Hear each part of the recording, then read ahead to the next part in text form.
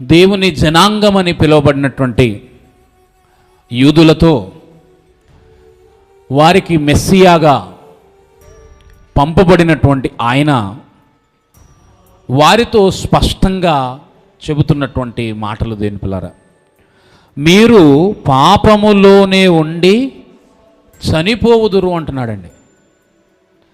అన్ని జనులతో చెప్పబడిన మాట కాదు. ఆనాడు ఇశ్రాయేలు జనాంగముగా దేవుని ప్రజలుగా ఉన్న వారితో వారి ఆత్మీయ స్థితిని స్పష్టంగా చాలా సూటిగా ప్రభు అయిన యేసుక్రీస్తుల వారు మాట్లాడుతున్నటువంటి సందర్భాలు ఇక్కడ రాయబడ్డాయి.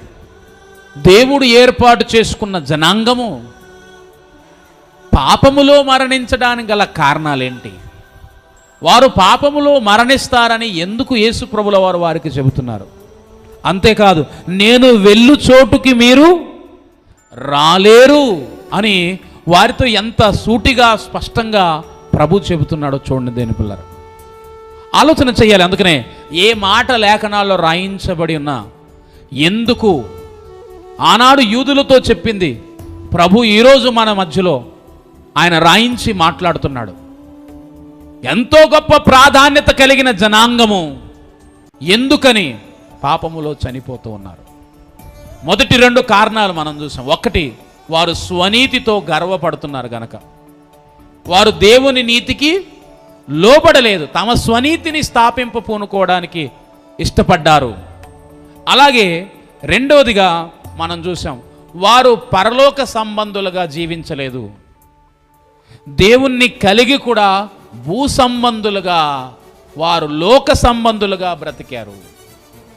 ఈ 2 కారణాలు. అందుకనే ఎందుకు వారు పాపములో మరణిస్తున్నారో, వారు పాపములో మరణించటానికి గల కారణం వారు యేసుక్రీస్తు ప్రభువునందు ఆయన అని విశ్వసించకపోవడం, ఆయన ఎవరో తెలుసుకోకపోవడం,